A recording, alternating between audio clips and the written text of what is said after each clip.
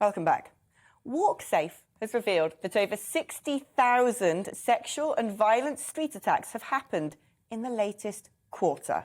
That's the last 3 months, 60,000. The most dangerous place being near car parks, which accounts for 2 out of 10 attacks, and even streets near police stations are in the top 10. Sports and recreation areas and supermarkets both came second on the list, with shopping areas the third most dangerous area. Well, joining me in the studio is the founder of WalkSafe, which carried out this survey. First of all, what is WalkSafe? Thank you so much for having me today. It's great to be here and lovely to be able to talk about our app. So our app primarily is there to help empower and inform our users. We're free to use and we've been downloaded over 500,000 times. And our app is the only app out there that uses real police crime data. And this enables our users to be able to plan safer routes when they're out and about and walking along the streets with their family and their friends. And what led you to actually creating this app? I think just being a victim or a target of these sorts of crimes myself. I mean, I've unfortunately been like many of us. I've been catcalled, I've been groped, I've faced unwanted attention, and I just think this needs to stop. I've got a 2-year-old daughter myself, I'm a mum now, and I just don't want her growing up in a world where this is normal, where we just have to accept that this happens, because it shouldn't do. I mean, it's awful. I mean, only in the news recently, we've had another poor girl, Bobby Ann, who's been tragically murdered. We've had Sarah Everard, we've had Sabine and Essa. I mean, when's it going to stop? It just feels relentless. I mean, 60,000 violent or sexual attacks in 3 months. That's basically 20,000 a month. That's staggering. Is that both men and women that you're looking at there? I mean, as long as creating app is a great idea, but where are we going wrong as a country, do you think, that people aren't safe in the streets? I know.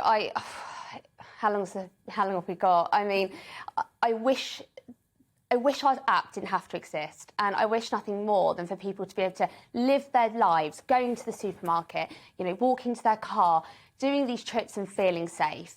However, it's just not the world we live in at the moment, and there is a need for our safety app. I would love it if the government did more. I'd love them to look at the victims bill. I think we need to elevate this to a strategic requirement in order to get the real funding and resources that it so rightly deserves. And I also think that, a big shout out to businesses at the moment, because our data says that these violent sexual attacks are taking place in and around car parks. They're taking place within shopping centres. They're taking place in supermarkets. And these businesses have a duty of care, not only to their consumers, but to their employees. And their employees are the people who are doing these late night shifts. They're the ones getting the buses at whatever hour or walking home alone. They're the ones in these really dangerous positions. So I'd really like to see these big businesses looking to improve the way they look after their customers and their employees through maybe the use of our free app. Or another initiative we're doing is safe spaces. So looking at creating safe spaces within these places. So should you be a victim or a target of this crime, to head there, someone trained can help you. And we can really start to create a better system where people feel that their welfare is in, the best interest of everybody.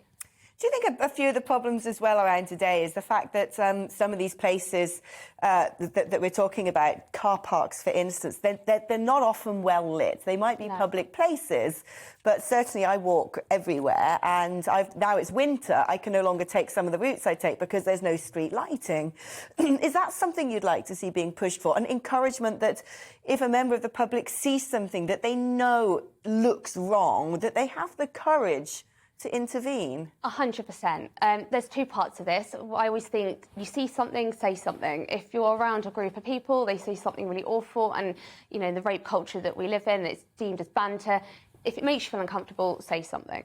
And on the other hand, talking and referring back to our app, we also have our user icons. So if I'm walking down the street and I'm off to meet a girlfriend down the pub, I can pull out my WalkSafe map and I can alert another fellow WalkSafe user that route I'm taking has no street lights down it. or that there's a big rowdy group of drunk people. Again, I can go back on my map, I can alert the next person behind me or anyone who's using the app at that time that there are some rowdy people and they could perhaps take another route. Those interactions that our users put on the map, they only last for about 8 hours, enough that it could give someone a heads up. So we're really trying to build on this safer community, and where, like you said, we're all watching out for each other. I think that would really make a difference. Do you feel through the course of your life that this problem is getting worse? 150%. I mean, I don't know about you, but I just dread picking up the news at the moment. It feels like every single week there's another awful thing I'm reading about another poor girl whose life has been tragically lost, her parents and her family ripped apart, and I just want this to end. I feel like I'm in this constant nightmare.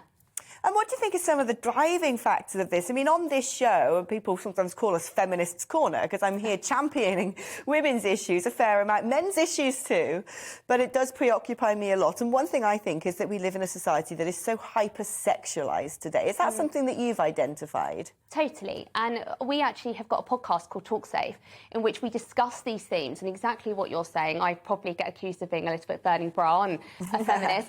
However, I genuinely think these are things we need to be talking about. We have professors of gender equalities, we have ex-Met officers, people who really can delve into these sorts of things. And I think these are the sorts of discussions and things we should be talking about, because I really think that will bring in change. And do you find that you're still facing harassment and feeling on edge or uneasy most days of the week?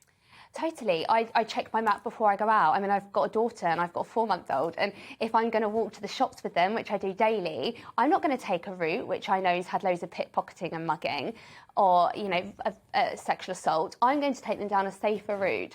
And I think that it doesn't matter what time of day, what area you live in, this is an ever-present threat. We are living in an epidemic of violence against women and girls, and this needs to end.